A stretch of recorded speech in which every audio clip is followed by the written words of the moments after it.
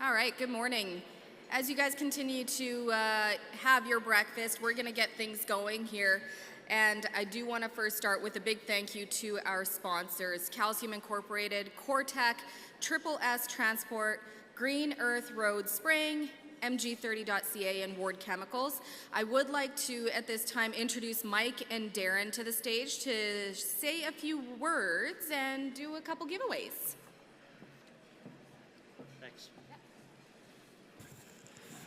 Good morning, everyone. Thank you for attending the breakfast. This is our third year doing this now, and it's one of the events that we look forward to the most when we have everybody in the same room and say hello and say thank you, and hopefully you had a great convention.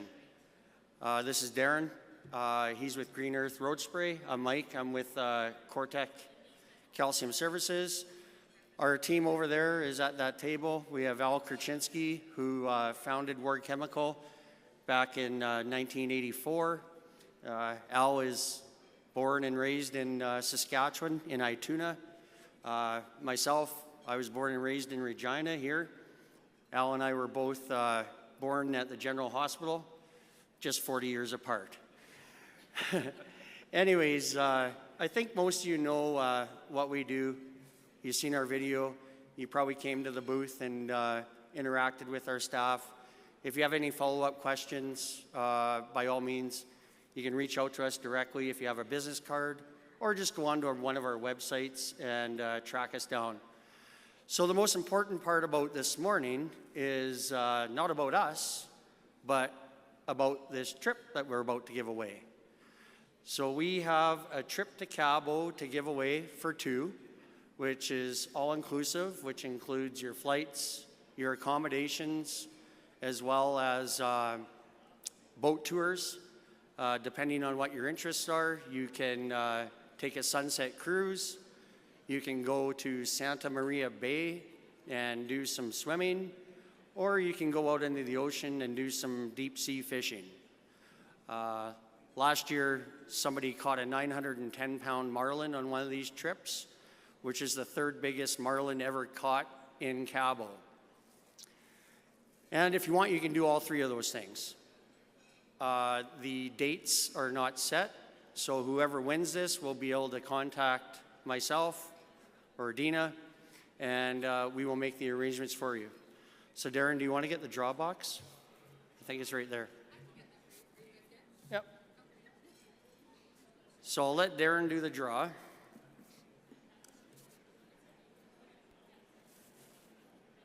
And then you want to, I don't have my glasses on. We have Basil Dietrich from the RM of Happy Land, number 231. Oh, by the way, you have to be in attendance. So I'm not sure if Basil is here or not. She's over there? Okay. Or Basil, come on up. Or he, sorry.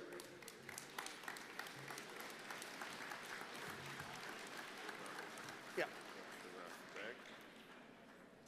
You also get a suitcase.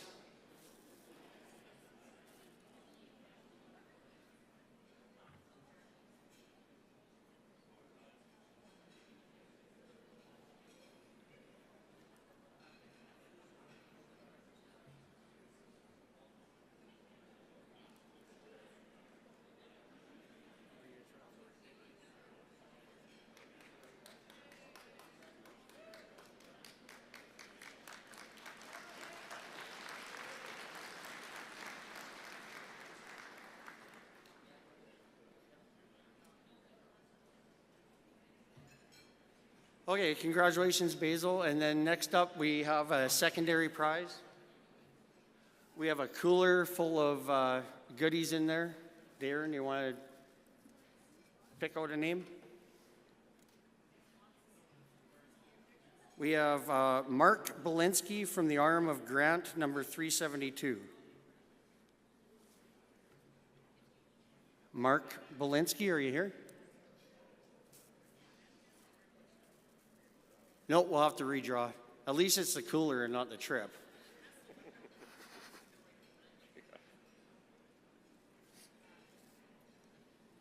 We have Jenna Lee Butler from the RM of Silverwood, number 123.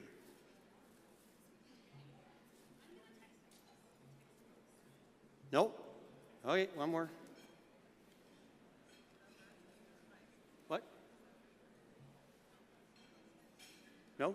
All right. Kelly Sandelin from the RM of Invergordon, number 430.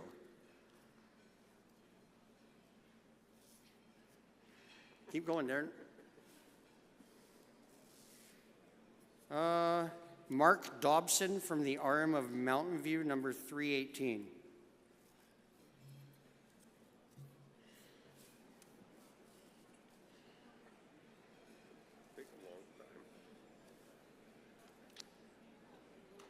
Tenny Schottler from the RM of Lakeside, number 338. Everybody slept in today.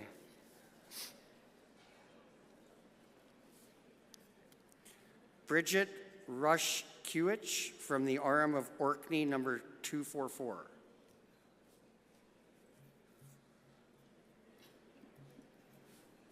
You know, I used to be a bingo caller when I went to university, so this is fun. Roger Genoway, RM of Invermay, number 305.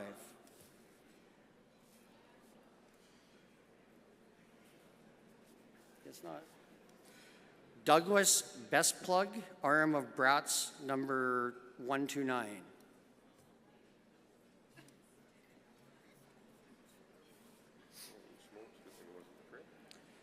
Matthew Roger, RM of Meadow Lake, number 588.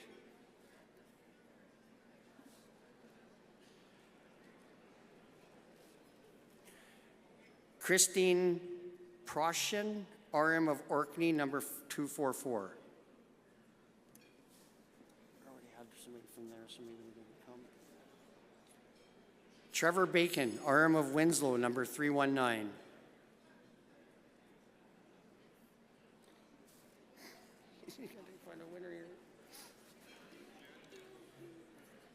Michelle Bedsnar, RM of Hazel Dell, number 335.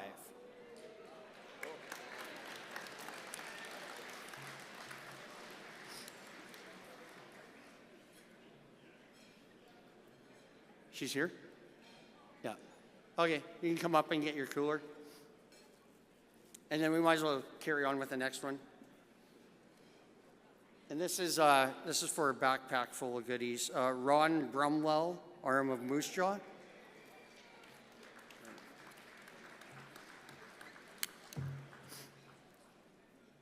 Okay, that's all done. That's all we have for you. Thank you for attending, and we'll see you next year in Saskatoon. Take care.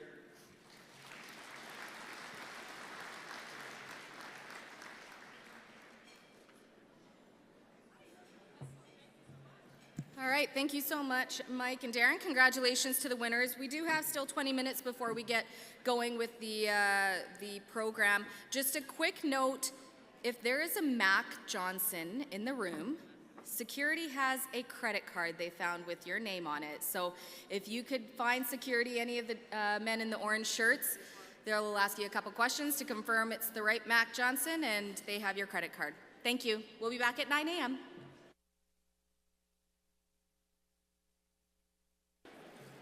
All right.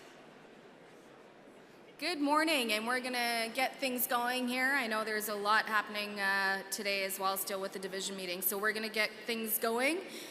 First of all, I would like to invite Laurel Felton, Executive Director of SARM, up to share a few words.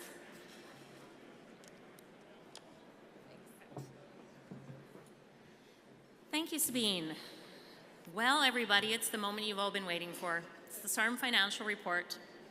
I don't get to talk about the most exciting thing. Numbers are everybody's wheelhouse, so to speak, but we do have a good news story to tell up here today, so I'm excited to get the opportunity to share it with you.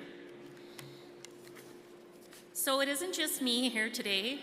We have a team of folks that help keep SARM finances in order. I'm happy to introduce at the front table from Virtus Group. We have Sheila Filion, who is the partner on SARM's audit, and Tennille Wild, principal with Virtus Group, who disappeared, but she was here. And from CIBC Wood Gundy, we have Sean Fleming and Steve Abdullah, wealth advisors for SARM's investment portfolio, also sitting at the front.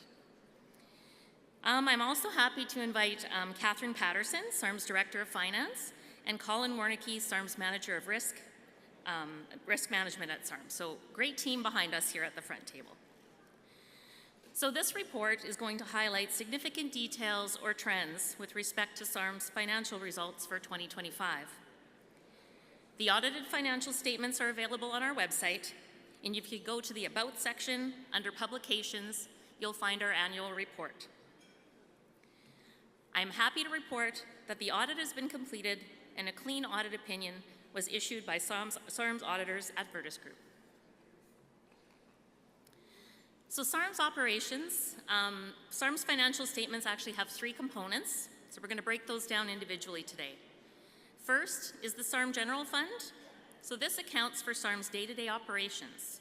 It includes all contributions and resources which are not restricted for use by the insurance and benefit funds or by any of the programs administered by SARM for the province. Second is the Insurance and Benefits Fund.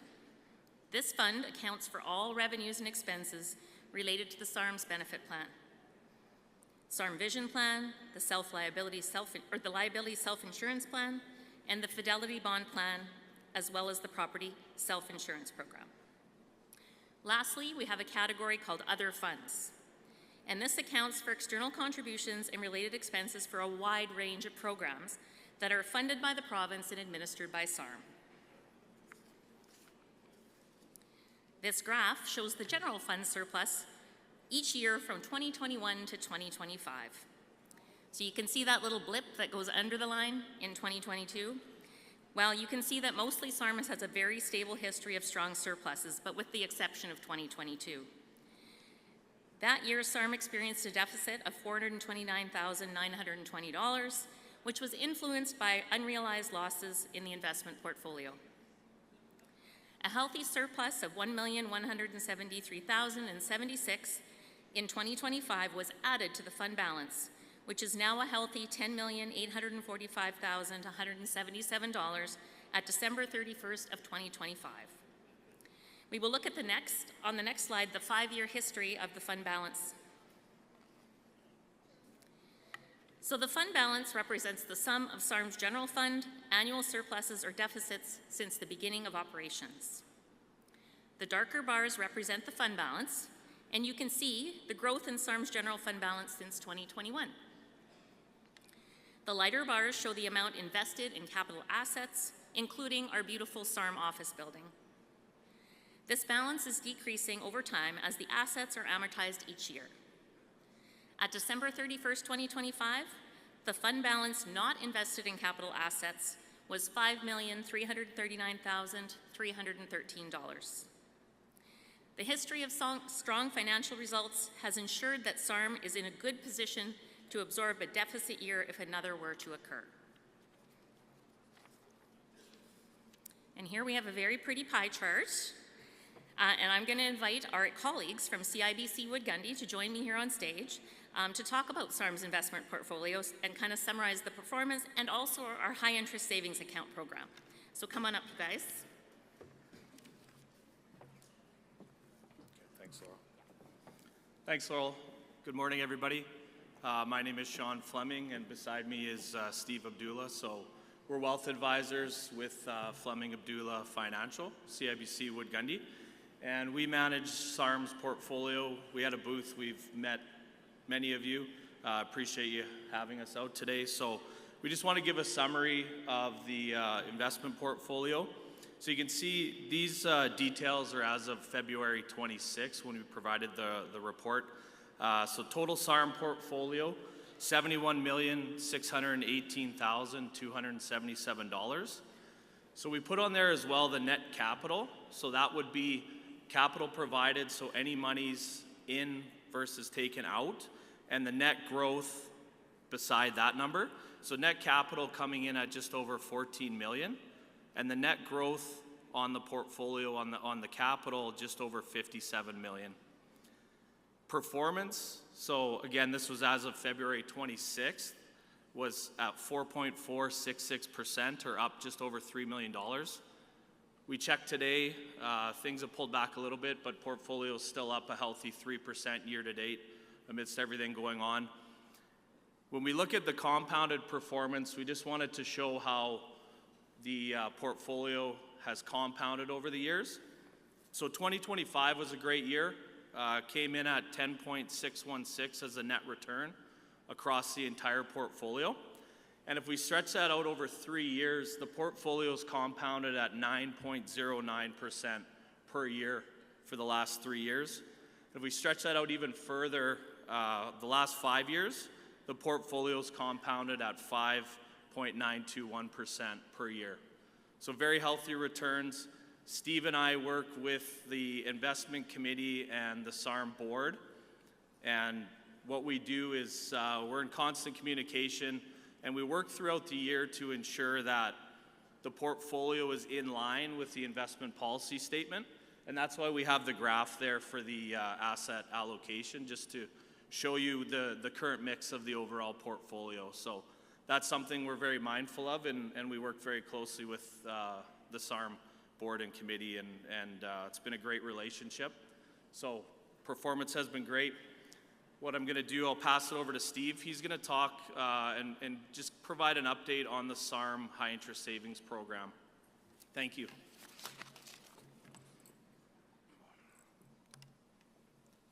Thank you, Sean. Good morning, everybody.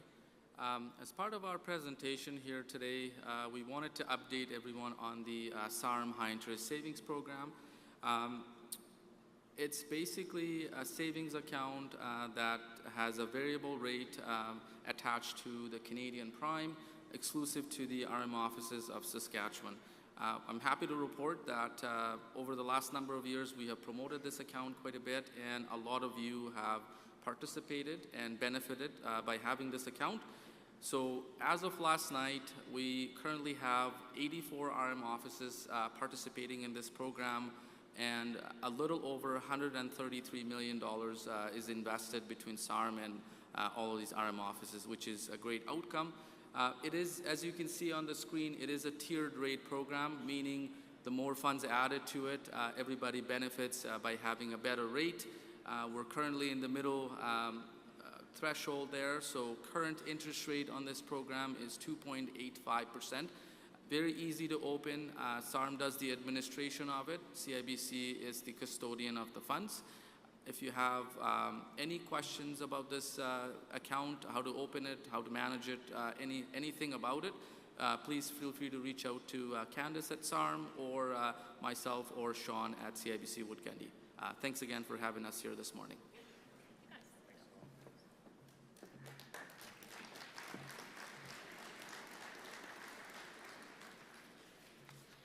Yeah, so like they said, just contact the SARM office if you have any questions about that. It's been a growing program, and we're really proud to be offering it. So next up, I also have a pie chart, I think. There we go. So next we just want to talk a little bit about SARM's general revenue.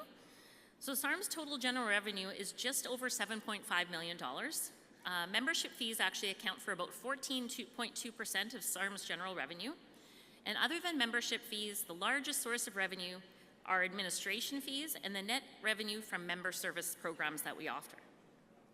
Investment income, as always, as we all know as we invest our own money, that it can vary significantly depending on the performance of the investment markets, as shown in the previous slides. Administration fees are transferred from the insurance and benefits plan, as well as from any program administered by SARM for external parties, such as the Rural Integrated Roads for Growth program, and for example, the ag programs like our beaver and rat control programs. The next pie chart shows the net revenues from SARM's member services that were at $1,163,758,000 in 2025. In addition to cost savings opportunities for our members through enhanced buying group programs, the commissions earned through these partnership programs, we allowed for us to offer program support to members for absolutely no cost. So if your members have questions and are looking for guidance on things like how to manage procurement in your RM, and some best practices and tools, please do reach out to the SARM office, as we do have some support available for you. SARM also coordinates insurance and benefits programs through external carriers, including excess liability insurance, extended health and dental benefits, long-term disability coverage, as well as both group and optional life insurance programs. SARM general expenses are about 49.9% of SARM's general expenses are for staff salaries and benefits. But please know that our SARM team works very hard every year to not only do what we've always done for you, but to find new ways to improve what we offer our members. I'd just like to share a few examples of some things that happened in 2025 that I think you guys should know about. I'm happy to share with you today that some of the key initiatives your SARM team began to offer include a human resource service that started as a pilot and is now being offered across the province. The pilot itself attracted about 20 RMs, and after some really strong feedback, the board really supported us moving forward, and we're happy to be offering that on a full-time basis at this point. SARM also significantly enhanced education for elected officials in 2025 by launching what's called Seeds for Elected Officials.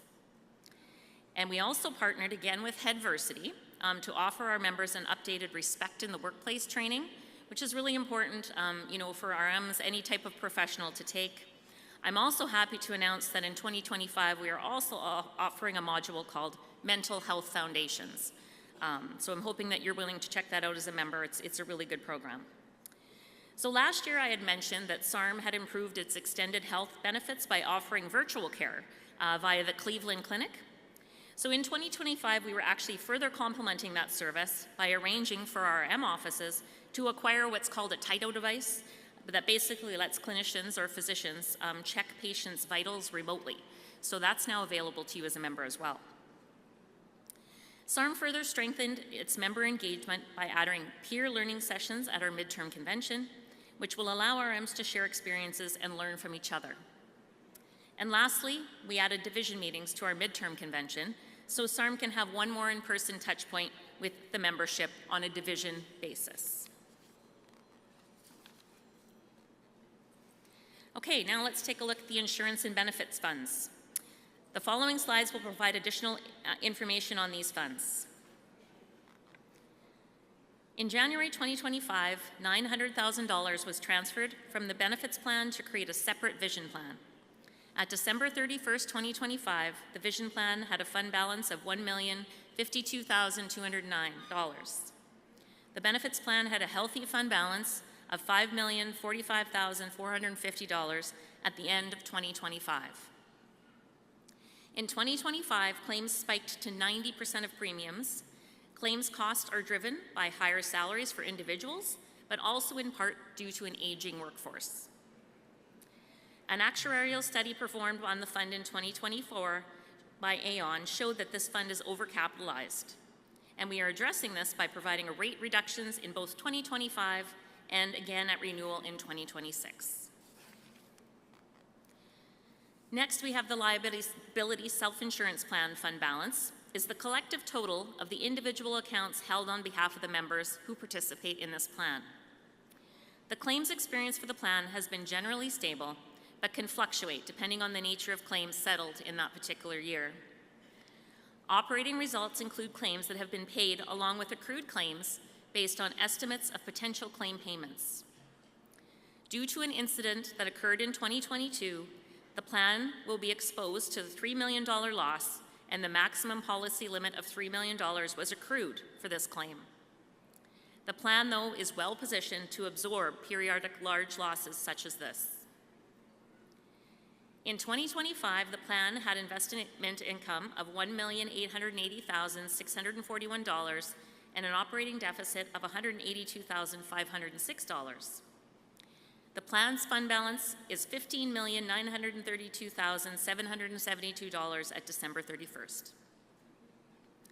While there have been operating losses in each of the past 5 years, the history of strong investment income has also allowed us and the fund balance to increase each year. This one also had an actuarial study performed by Aon in 2024, which showed that the plan is comfortably capitalized, thus rates were held steady for the 2025 term after 4 years of rate increases. Next, we have Fidelity Bond. This fund balance, as shown in this graph, is also healthy and growing. There is potential for wide variations in claims, like all insurance, based on what's happening, the nature of claims in any given year. As this is a small plan, one large claim can make a substantial difference. Since 2021, we have seen growth in this plan of 49.9%. This is partly due to the performance of the investment portfolio, but also we've seen increases in limits being purchased as more members are increasing their coverage amount. The actuarial study done by Aon also gives this plan a clean bill of health, both in terms of its fund balance and its rate structure. Next, we have property self-insurance fund balance. The property self-insurance plan fund balance is the collective total of the individual accounts held on behalf of the members who participate in this plan. Property insurance claims vary widely each year. It is a relatively small program, so a couple of large claims again can make a substantial difference. In 2022, there was an unusually large number of losses, as well as the single largest property loss that the plan has experienced. The fund balance has grown 42.0% since 2021. The plan again is well positioned to absorb a deficit year, such as was experienced in 2022. At the end of 2025, the plan fund balance was $7,787,007. The actuarial study completed once again by Aon in 2024 showed that this program again is comfortably capitalized with rates that are actuarially sound. And due to the strong financial position of the plan, members once again saw a rate decrease in 2025 and will once again in 2026. Sorry, I know this is getting boring. Here we go. A couple more. Next, we have other programs. So as you guys might know, we have the RIG program, we have a lot of ag programs, communities in transition. There's a lot of programs that we administer on behalf of the province, and these next few slides are going to speak to those.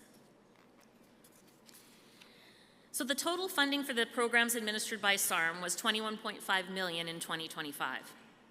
This includes all payments made to RMs and suppliers for the programs. $3.7 million was administered through the Sustainable Canadian Agricultural Partnership Program for the Plant Health Network, beaver, gopher, and rat control programs. $17.5 million was administered through the Rural Integrated Roads for Growth Program for bridge and culvert construction, inspections, road construction, corridor maintenance, and traffic counts. $194,567 was administered through the Communities in Transition Strategic Initiatives Program, with 99% of that funding going to provide support for administrator recruitment and training. Okay, that's the end. That concludes my report. So I would now like to ask members if they have any questions, if you can follow the numbers. Any questions from anyone? It's really hard to see up here. Okay, seeing no one, can I have oh, there is someone. Sorry, I can't. No, I think it's Norm. Norm, which RM are you from? Oh, we probably don't have them today.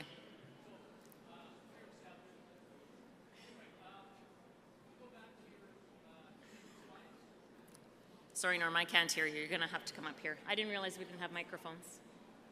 Sorry about that. Which one?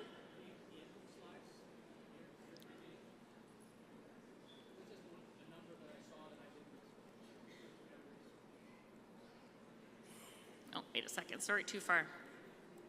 Uh-oh. Okay. Not the investment. This one?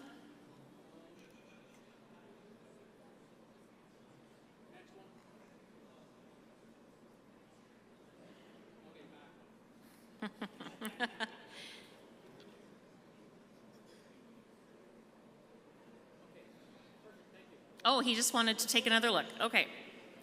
Can I have a motion to accept the financial report if there's no other questions? Norm's going to make it. What's your number again, Norm? 307.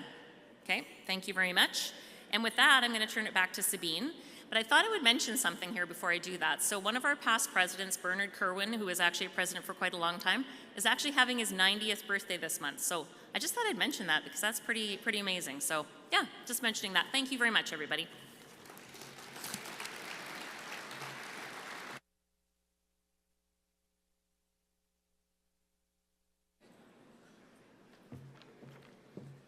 All right, thanks so much. We'll keep things going. Next up, we have some recognition we want to do of youth in Saskatchewan, which is something SARM likes to do at the annual convention. So to award some scholarships, I'd like to invite up Kendra Ulmer, who's the Manager and Clinical Director of the Agricultural Health and Safety Network at the Canadian Centre for Rural and Agricultural Health at the University of Saskatchewan. Please join me in welcoming Kendra.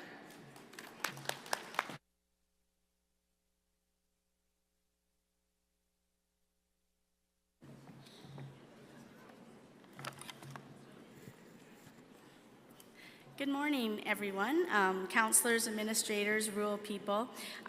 Thank you, SARM, for the opportunity to share an update from the center and to present some really important awards here today. Oh, just the clicker. No. There it is. Sorry. Yeah, good. And I'd also like to, normally Dr. Shelley Kerchuk, who's the director of our center, is able to give the awards, and today it didn't work for her to be here, so she sends her regrets and congratulations to our recipients. I'd also like to take this opportunity to introduce a newer colleague at the network, and my colleague here, Karen Marcinkiw, is an amazing registered nurse that has joined our team about a year ago. Some of your RMs have had the chance to work with her at clinics, and she's been amazing, and we're looking forward to her working with our team in our outreach efforts. So I'd just like to remind everyone a little bit about the Canadian Centre for Rural and Agricultural Health at the University of Saskatchewan. And this was founded by Dr. Jim Dosman, and it was 40 years ago that this center was established, and it was dedicated to putting our boots on the ground alongside rural and agricultural people to address their health and safety needs. We accomplished this by working at the grassroots in, for, and with the people and the communities, undertaking research, developing resources, and developing services to meet the needs of Saskatchewan farmers and ranchers. Our partnership with communities help us define research questions and drive innovation to address health challenges for rural and agriculture people. We mobilize knowledge and take the research evidence to where it's needed through our communities, industry, and academic partners. The Agriculture Health and Safety Network is a membership network that demonstrates the partnership with the rural municipalities. Currently, we're at 204 RMs that are part of this network. And I would encourage you to look always out at our booth at those white areas that aren't part of this map, and we're working towards filling up all of our membership.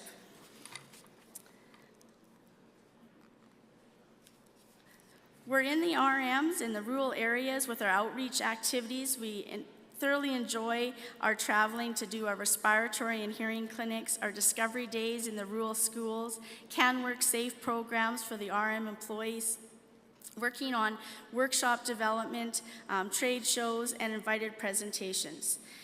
This map shows where we were the last year, and we're working at increasing our capacity to increase our delivery of activities. The Agriculture Health and Safety Network membership is not only bringing health promotion and injury prevention resources and services to your farm families and ag workers, but you're also contributing to the overall success of the network to bring strong program and the voice of agriculture, health, and safety in this province. Is your RM a member of this network? Please consider reviewing membership with your council. Together, we are working together to make this map completely red.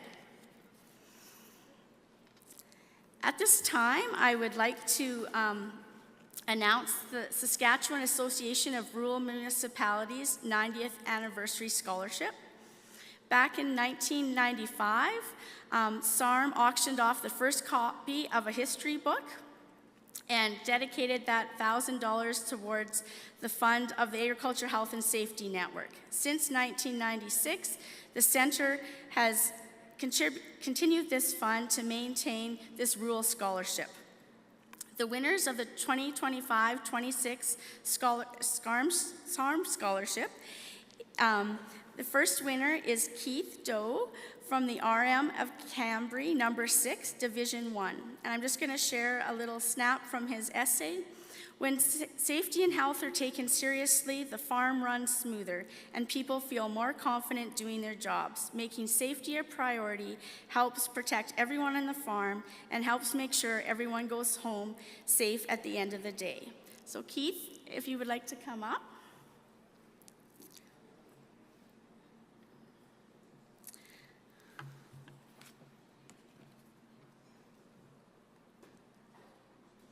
Congratulations.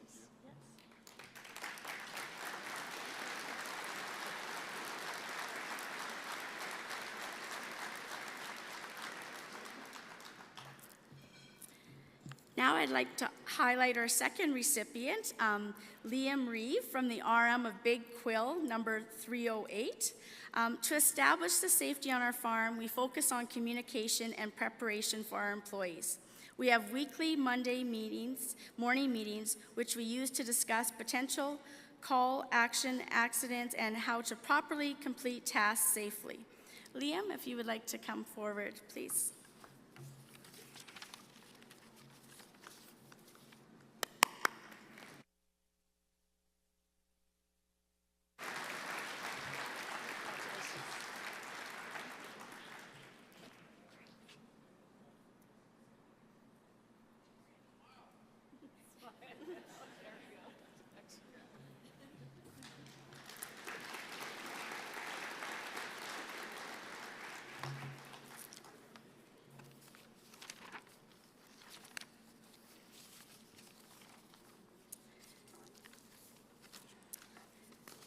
And as part of our awards, I'd also like to talk about our Egg Thiessen Building a Foundation Award.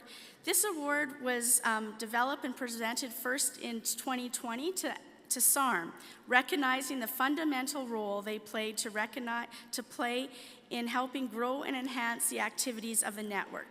Ike Thiessen was a farmer in the RM of Aberdeen 373 and president of SARM from 1986 to 88. Ike was instrumental in the recruiting of the first RMs in 1988 to join the network, setting the foundation for future growth. This award is given annually in recognition of the support and dedication of the Agriculture Health and Safety Network for helping us further our mission to build a foundation of health and safety of agriculture in Saskatchewan.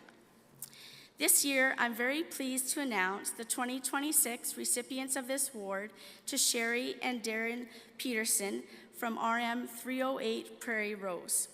Together, Sherry and Darren are strong supporters of our center and network.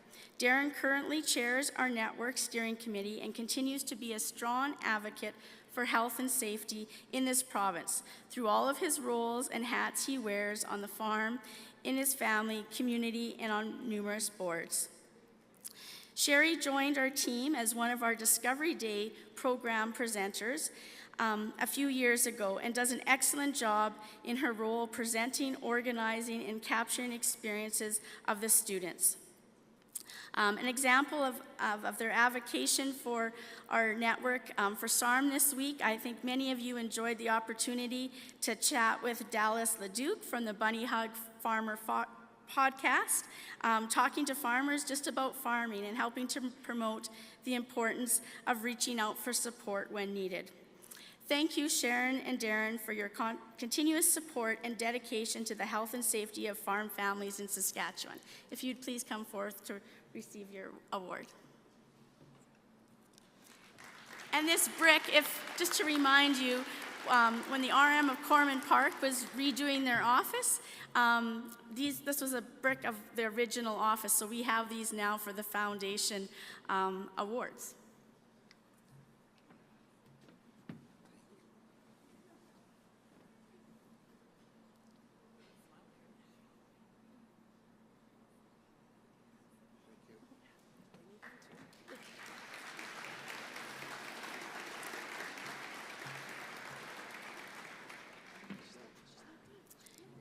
And that wraps up our session. Just thanks for the opportunity to give an update on our center. I will just highlight on June 15th, we're having connection and conversations, a chance to have your voices heard about health and safety topics for future research opportunities.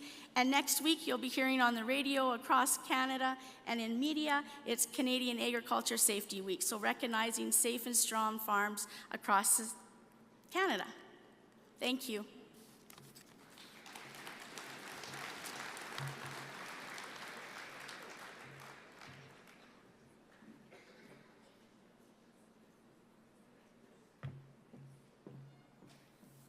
All right, thank you so much, Kendra. Congratulations again to Keith and Liam and Sherry and Darren. The Saskatchewan Municipal Awards Program is a partnership between SARM, SUMA, the Ministry of Government Relations, RMAA, the Urban Municipal Administrators Association of Saskatchewan, and New North. It's an opportunity to celebrate innovation and excellence in rural Saskatchewan today with your colleagues and peers. There were 4 winning projects for the 19th SMAs, and I am excited to present the winning rural municipalities with their awards today. I do just want to note, we're asking that the winners meet together at the registration table located outside in the entrance there to receive your award and have photos taken. Urban municipalities will receive their awards in April at the SUMA convention. For the 19th Saskatchewan Municipal Awards, the selection committee was made up of Malcolm Eaton, former mayor of Humboldt and former vice president of Cities for SUMA, Randy Omak, SARM Division 6 Director and Reeve of the RM of Meeting Lake, number 466, Charlie Clark, former mayor of City of Saskatoon, Christine Dick, former administrator of the RM of Lost River, number 313, and the town of Allen, and Keith Comstock, executive in residence at the Johnson Shoyama School of Public Policy, and Guy Legranger, former administrator for the RM of Redburn, number 130, and the town of Rollo, and RMAA past president.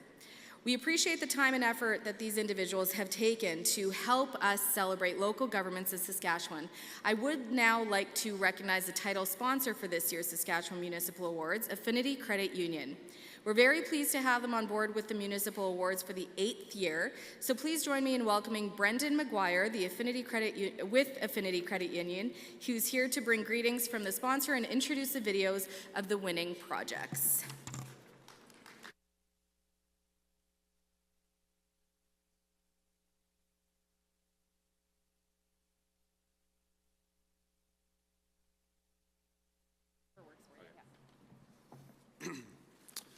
Good morning. My name is Brendan McGuire, and I'm honored to be here today on behalf of Affinity Credit Union for the Saskatchewan Municipal Awards. As a proud sponsor of the Saskatchewan Municipal Awards, Affinity is passionate about supporting municipalities, their residents, and their industry partners. As a cooperative financial institution, we exist because of and for our members whose financial well-being is our first priority. Our members' deposits get put back into our local communities to support other members in buying a home, starting a business, gaining an education, and more. We're helping drive the Saskatchewan economy and making our province a great place to live. Affinity sponsors the Saskatchewan Municipal Awards because they demonstrate how local communities can work together to become even more vibrant, exciting places to live and do business. That's right up our alley at Affinity. After all, our heart's business and profits live right here in Saskatchewan, and like these winning municipalities, we all share a common goal, a commitment to building a better world by improving the lives of people right here at home. So it is now my pleasure to introduce the winners of the Saskatchewan Municipal Awards. All the winners will be announced, then we will enjoy the videos of their winning projects. For the category of Top Urban Municipal Initiative, the winners are the City of Weyburn and the City of Melville for each of their work developing youth councils. Congratulations.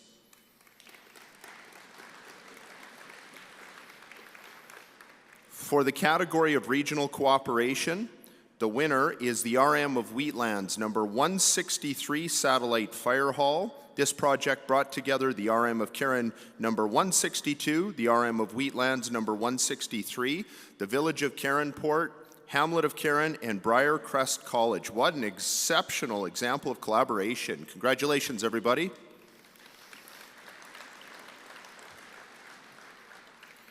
For the category of Top Rural Municipal Initiative, the winner is the Moosomin Municipal Airport Project. Well done, RM of Moosomin, number 121.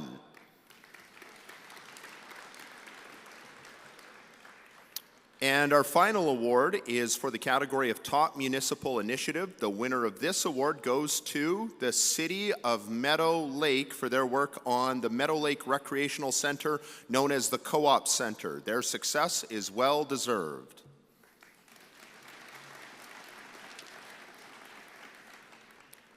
At this time, please direct your attention to the screen to learn more about these winning projects. Because we didn't have lights and then we didn't have a paved runway, we couldn't get air ambulance out. Jim Patterson Children's Hospital is in Saskatoon, so all our children that are seriously sick needs to go to Saskatoon. Our stroke experts are also in Saskatoon. The necessity to get our people to there made it a very viable project to the community and the area. Myself and Jeff St. Ange decided that maybe we should just put some lights on our old runway. Then somebody said, well, you know, since you're putting lights on, why don't we just pave the runway? That's how this whole project started. We got involved with some other municipalities in the area. We formed an airport authority. We were just going to put it actually where the old runway was, but then we actually found that we need to angle the runway differently due to the prevailing winds. It started off with what we thought would be maybe a $2 million project. And how expensive can it be? Final budget was right around 10.6 million. Kind of the pitch was, would you spend $350 to save your child if they needed the air ambulance? Donations came in to start this project, and away we went. At last count, I believe we had 25 municipalities, towns, various businesses that are contributing. We've put a group together, a 7-member board that will work as an umbrella under the RM. Burns Mandel, the engineering firm that we worked with, obviously have all the expertise. Right now we have a 5,000-foot runway, which I believe is the third longest in Saskatchewan. We have the GPS approaches, which enables the aircraft to land in poorer weather, the snow at an airport. Who knew that was that much work? So we've been very fortunate that one of our local ag dealers, Rocky Mountain Equipment, are actually supplying us with the power equipment. We've had people flown directly right from Moosomin to Edmonton. There was a local situation that was pretty dire, actually. The airport probably influenced the outcome quite substantially. Canadian Armed Forces are using it to practice their approaches because of the RNAV and the GPS approaches. We have flight schools that use it. We have private pilots that use it. Aerial application planes, we have local producers in town that have them. I'm a pilot myself. My son is a pilot, and so we actually have small light aviation aircraft out at the airport that we use. You can't have something of this magnitude and not see economic development come from it as well. I got to give Nutrien and the provincial government credit. They believed in the vision that we had for out here and the importance of this area to the province. Our next big dream is our automated weather observation system. That'll help with flight information for the pilots to come in. I spent a lot of time in the southern US, and you'd land at every small town. They had beautiful airports. And you'd ask them, like, why do you have this? We need business owners to come out of Dallas and build here. Can't believe that we have something of such an impact to the community that was built here. It wasn't just the RM that got this accomplished. It was a whole community area. I always usually joke, the quicker we can get over old senior hockey fights and focus on the future, the better it's going to be for our kids and grandkids. If you think you want to do something, get the right people together, and it can be done. There's nothing you can do when people believe in a cause. A thank you to everybody that was involved. We have about 45 volunteers. The RM of 162, 163, 132, we cover a large area, as well as about 60 kilometers of the number 1 highway. The majority of our calls are rescue in nature. We also respond to medical calls in the area through our first responders.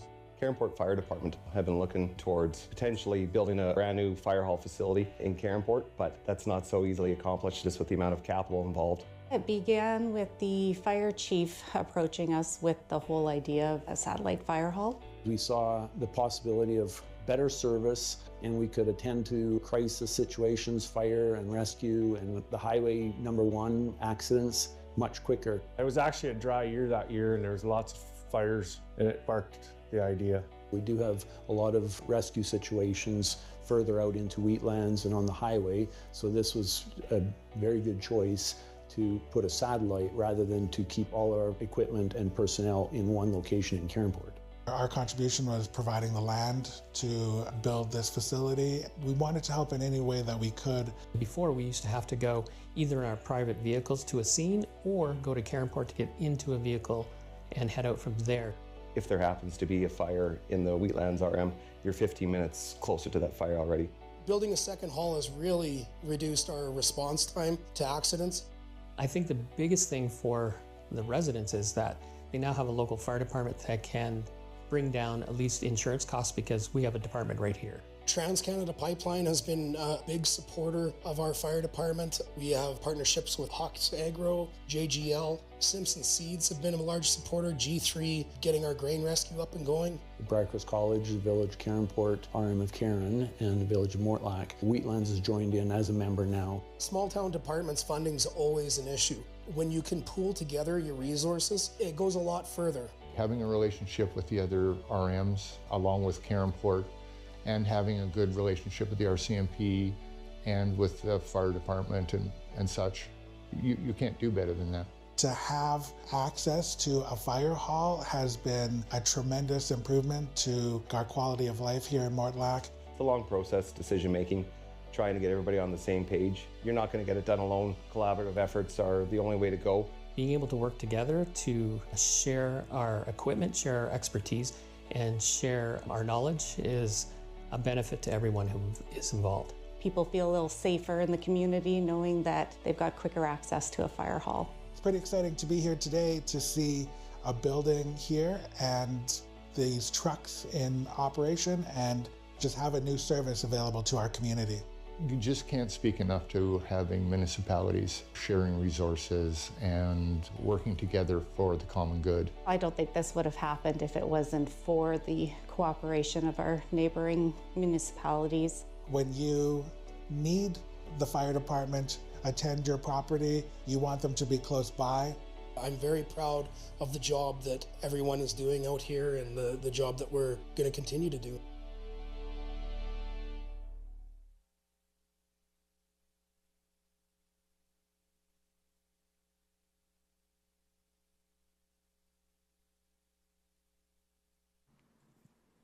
All right, congratulations again to our winners, and again a reminder to meet at the registration tables out in the entryway to receive your awards and for some photo opportunities there. And you can also visit the Saskatchewan Municipal Awards website at municipalawards.ca to learn more about the program and get more details about the winning projects from this year and previous years, and also maybe you can start working now on your nominations for next year's awards. So thank you again for celebrating that this morning with us. Next up, I can see her avoiding my gaze right now because it's time to chat with STARS. We always appreciate the work that STARS Air Ambulance does for rural Saskatchewan. We once again welcome Sherry Lemon to join us from STARS, also a former co-worker of mine. More importantly, please join me in welcoming Sherry.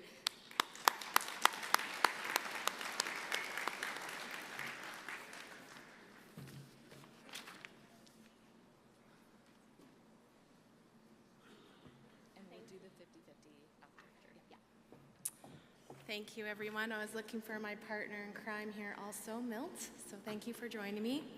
I think as we know by after 8 years, I prefer being at the trade show booth and not quite up here with all you people. I like the one-on-one.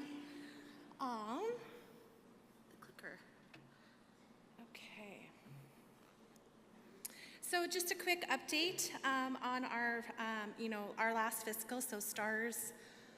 We work from April to March, so these are our last fiscal numbers. You will see Saskatchewan last year did 921 missions. So we average about 3 missions a day in Saskatchewan in a 24-hour period. As you see, Alberta is about 1,500 and Manitoba is 1,200. Just to let you know, Manitoba also, we staff their fixed wing program. So we do a little bit of both there. Also, I have to give a shout out to that video showing Saskatchewan RM, who is celebrating 80 years in our province. It's the longest fixed wing in Northern America, so that's just absolutely outstanding, and we have such a great relationship with them. I ended it. There we go. So last year we had about 201 RMs participate in their volunteer levy, which we're so grateful for. We're here to work with your RMs. We usually send out 2 reminders a year. So if you're looking for a little bit more reminders, please reach out to me. My information is right there. Some of you guys donate directly to us, and some of you do it with our SARM office, and we have great relationship with those men and ladies there. So whatever you're looking for, we're here to work with you, so please let us know. But as we all know, we're not here to listen to me speak, so I have a video to show you about Milt and his story.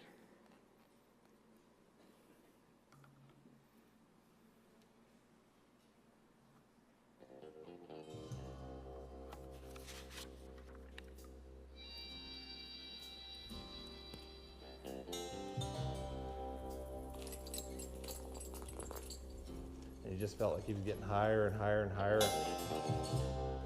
I couldn't see where we're going in the dark.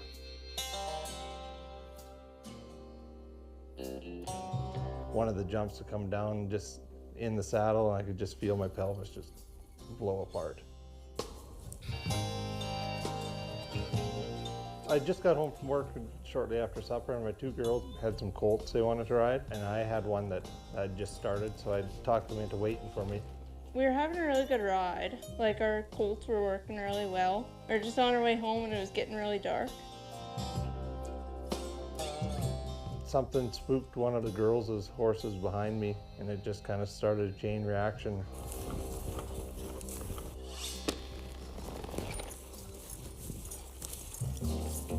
This is where he was bucking through. He had leaped from a hill, and it was just such a far way down before he hit again that it was generating so much force, and that's what split me apart. We went looking for him and we couldn't find him anywhere. Finally, our horses spooked and there's a white rock lying on the ground. Dad, are you all right? I said, no, I'm really not. I said, I've split my pelvis and my SI joint come apart.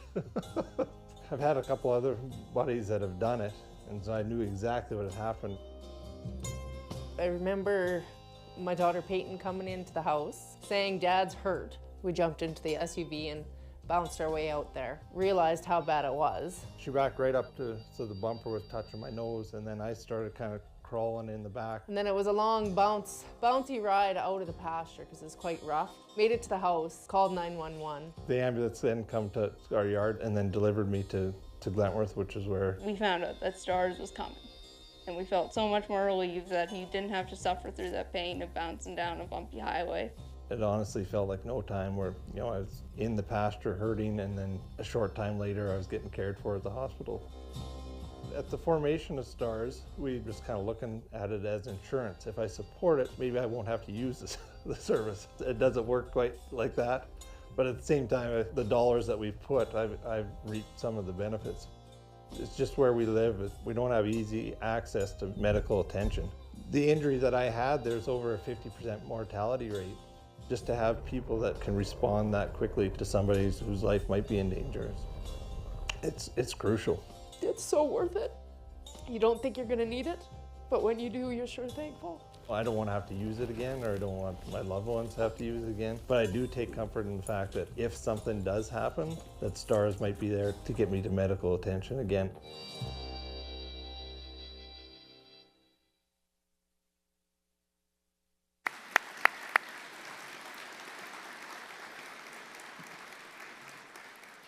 So this is our very important patient, Milt Madstad. I have to touch Mike a little bit. Okay. Yeah, thanks for having me. I still get a little emotional watching that video. I guess when you go through an event like that, it kind of changes your life in a certain way, and I'll go touch on a few of the positives. So the one thing, my wife and I, we sure gained a deep appreciation for our emergency workers, especially the people that tended to me, which are first responders, and then paramedics, and then finally STARS, and then our medical staff in general. The doctors and nurses that we had were awesome. a little update on my two daughters that were involved. They were both 11 and 12, or 11 and 13 at the time, and that event kind of shaped their life, and I'll just a little positive update on them. So I guess the easiest way to explain it is all hell broke loose, and then I ended up injured out of it. So when the girls found me, my 11-year-old daughter Tressa, she kind of took control of the situation. She's like, Peyton, you got to go for help. I'll stay with Dad. I'll kind of tend to him.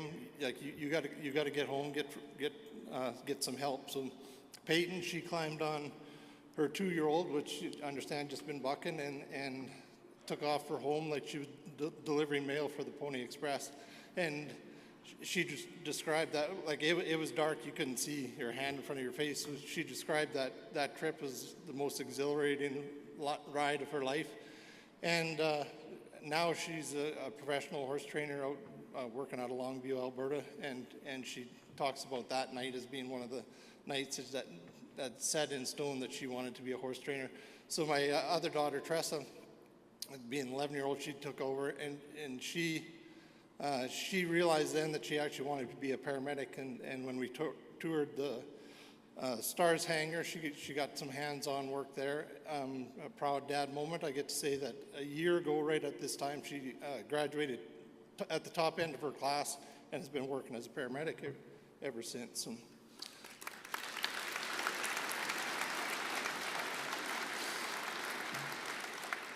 so referring back to the video, there's a part there in the end where I say that we were committed to continuing our support of Stars, just in case it ever happened to a loved one again, not really thinking. So basically about 4 years after my incident, I was driving home from work, got a call from my brother and said, Milt, are you around? And I said, yeah. He said, can you get over here? I think Dad has split his pelvis. So we're kind of frequent flyers in our family.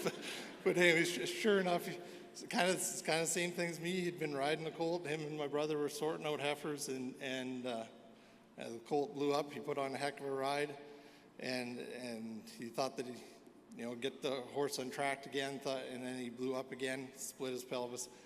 So Stars rescued him too. So got him to Regina. They made sure that his with these injuries, the biggest thing is internal bleeding. That's why the mortality rate can be so high. But anyways, they got him to Regina, made sure that he was okay. His life wasn't immediate threatened. They didn't have a surgeon there that was qualified to do the surgery. So then they took him up to Saskatoon. So surgery went well. Next day, the nurses are coming into his room, and they're kind of tending to him. And he's like, "Can you tell me how wide I was split?" And they're like, "No, Calvin, we don't have that. We don't have your chart. The doctor will be in later." And then the next nurse, and he's, granted, he's on painkillers or whatever. And so anyways, he kind of keeps pestering the nurses. Finally, the doctor comes in, and the doctor's giving his whole spiel about, yeah, surgery went well. This is what we're looking for, recovery. And Dad's like, yeah. How wide was I split? And the doctor's like, well, I don't remember exactly. He's like, well, can you tell me? So he said, yeah, I'll be right back. So he goes and gets his chart, and he said, actually, Calvin, you're maybe the widest split pelvis we've done. You were split 16 centimeters. And he goes, yes! And the doctor, okay, I wasn't really expecting that. So what's that about? He said, well, my son, he was only split 12 and a half centimeters. I wanted to be sure to beat him. And the worst thing is that he won't let me live it down. It's like I'm some lesser man because I didn't split more than this. So my first career was as a hockey player, and I've had lots of injuries. Dislocated shoulders, torn ligaments in my knees, broke my sternum, broken bones in my hands, face, wrists, ankles. I thought I knew what pain was. I'd take all that, this pelvic split pain was more than that, and all those injuries combined. So trust me when I say I do not want to do it again. But if it does happen again, I am really shooting for 17 centimeters, because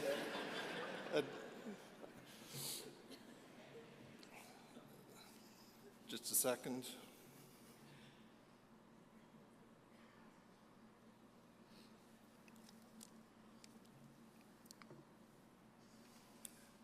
So about 6 months after my injury, I agreed to do some of these speaking engagements just because as a way of giving back.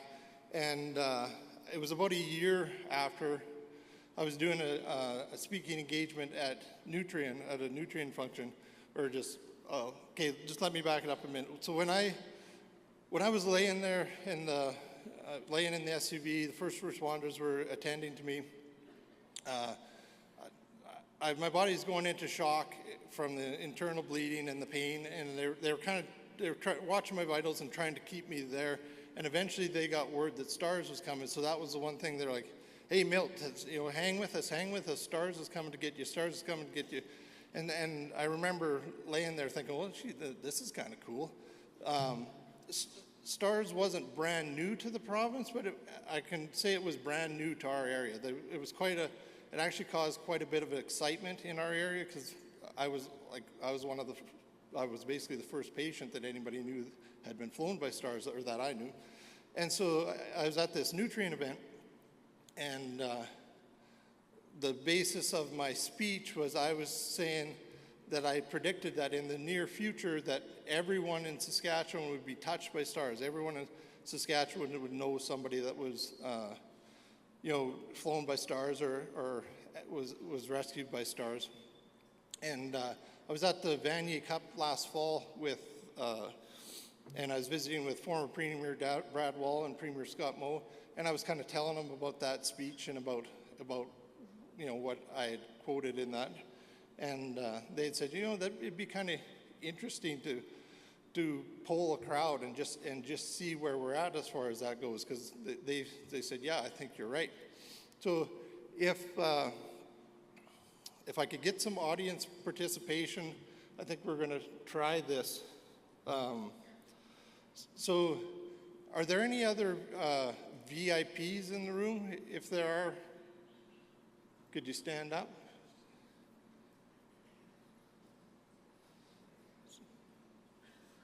Just the one guy I see? You got another one? Okay, yeah.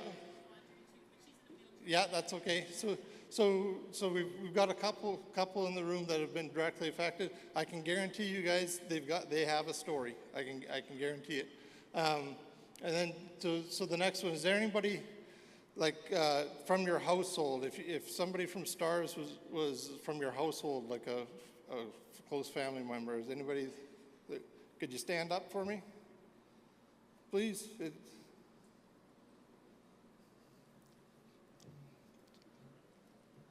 Yeah, so we're getting some more. So another thing I say, so watching what my family, please stay standing. We're going to get some there. This audience participation.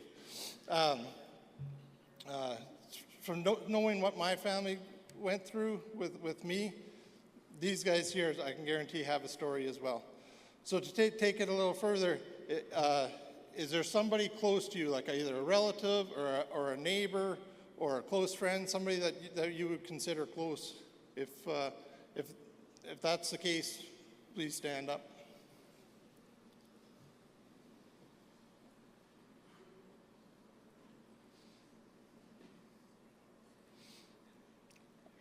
Again, I'll tell you, if it's somebody close to you, the people standing here have been affected. I can guarantee that as well. The next one, is there somebody, if somebody from your community or RM was flown by STARS, could you guys stand up?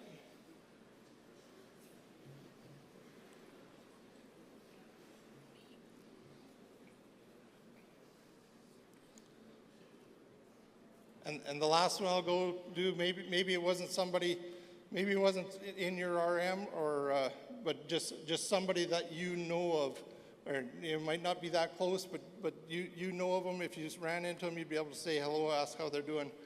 That's the last one. If that's your case, could you guys please stand up?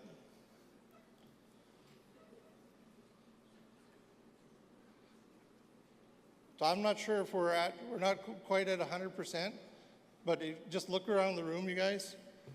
STARS makes a huge impact on especially rural sketch. Please just stay standing for one more second. I'm going to ask you guys to do me a favor. Just look, you can look around, you can see the impact it's making every day and every year. I think if you went into any rural crowd and did this same poll, you're going to get a very similar result.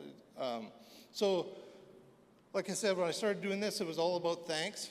And so, one of the most, I guess, important days of my life was the day that I got to go to the STARS hangar and actually thank my crew. I called them my heroes and my angels. It was Duke, Trevor were my flight, and then Denise was my nurse, and Mac my flight medic. Like I said, they were my heroes and my angels. But they're not the only ones. There's a pile of STARS crews that are doing work and saving our loved ones. They're not here, but Sherry's here to represent them. And if you guys could join me in just sending out a standing ovation thank you to them, and Sherry will pass along the message.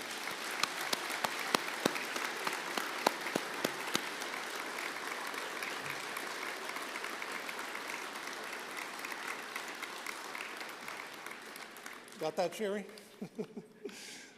Okay, could everybody sit down except for the VIPs? I want you guys to, well, I understand, yeah, but one more thing with them. So anyways, we've seen what the crowd is. I'd urge you, if you're not already personally donating or your RM isn't donating, I urge you to get on board. We can see what an impact it's making in the room. And like I say, every rural room that you're going to go to, you're going to get the same result. So the last thing I want to do, and because I got the mic, I'm going to speak on the behalf. So as far as I know, if I didn't miss any, there's 3 VIPs in the room. And from myself and the 2 others, I hope I'm not missing any. I want to send a thank you out to you guys, all the donators, all the people that get behind STARS. You honestly have directly made a huge impact in my life, and I know you've made a huge impact in their life. So from me and those guys to you guys, thank you.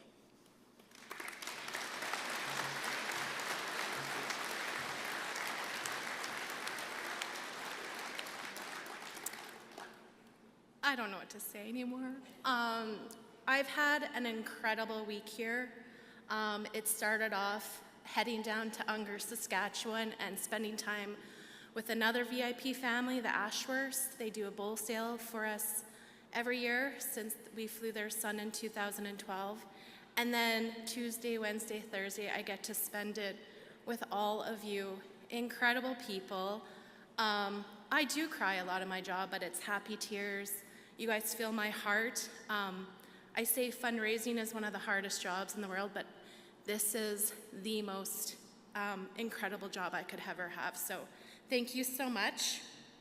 With that, you guys are really the reason why we're all here. SARM and our RMs really came on board 14 years ago when Mr. Gantafor approached you guys. You have been with us every step of the way. We are just here to celebrate you. We can't thank you enough. Over $5.6 million raised since 2012, so thank you so much. We'll see you in November. Last time I said I wouldn't be up here. I'm not saying that again because karma is a true thing. And so yeah, but now, Sabine, do you want to come up and do the 50-50 draw? And for the winners, if you can just meet me at this front table. I just have, when you win, I just have some papers to sign, so we can do that. Do you want me to?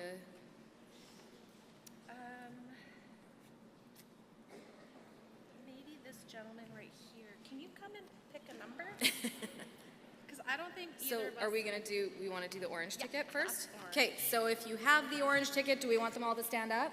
Yeah, do. Okay, if you have an orange ticket, this is the fun. The orange ticket, you'll be taking home $2,355. So if you have the orange ticket, stay standing if you keep hearing your number, and once Once you're out, you're out. I'm sorry, folks. All right, first number, orange ticket, 2, 3, 1, 4, oh wow, 6, 4, 5. Yay! So you can come on up to the stage here and we can give you your $2,355. And as he's making his way up, we're going to do the red ticket now. So if you have a red ticket, please stand up. And this one, the winner will be taking home $2,430. So the first number on the red ticket is 1, 6, 7, 2, oh wow, 8, 8, 5. So again, that's 1, 6, 7, 2, 8, 8, 5. Oh, there we are. Congratulations. We'll make your way just to the center here of the stage and Sherry can help you out.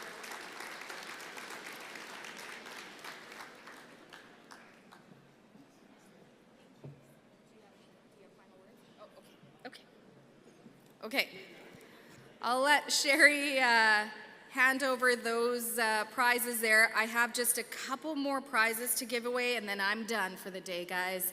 So I have the winners for the SARM challenge, and if you are here, I have them right here, and I believe they are gift cards. They're Visa gift cards. So I'll start with the third place prize winner for the SARM challenge is Trina Randall. Is Trina here? All right.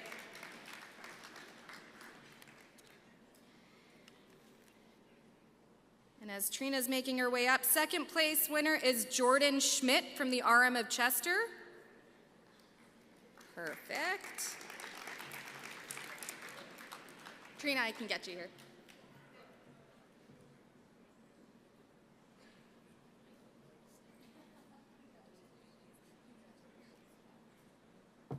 Okay, and first place is Stephanie Ryder from RM of Redberry, number 435.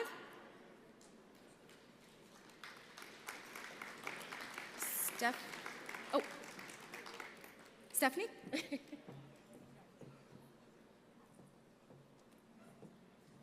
All right, so now I have the bitter end raffle. Oh, I hope you guys are here. Okay. If they're not here and you hear a name, just stand. No, I'm just kidding. Don't do that. That's not fair. Okay, so the last two giveaways I have, the first prize is a Hotel Sask couples staycation. So I have it here. So if you hear your name, please make your way up.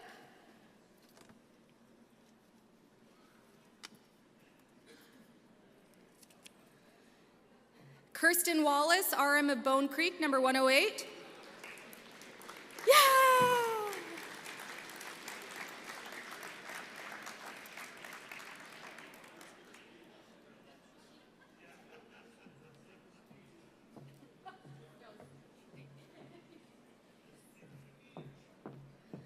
All right, and the final prize for the bitter end raffle is an Atlas Hotel family staycation.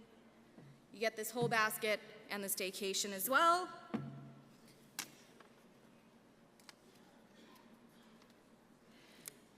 And the winner is Doug Breddy, RM of Chesterfield, number 261.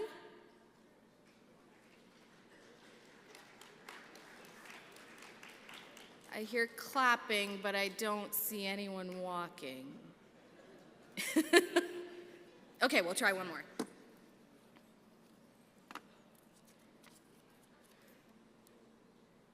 Kyle Jennett, RM of Sutton, number 103. Yay, all right.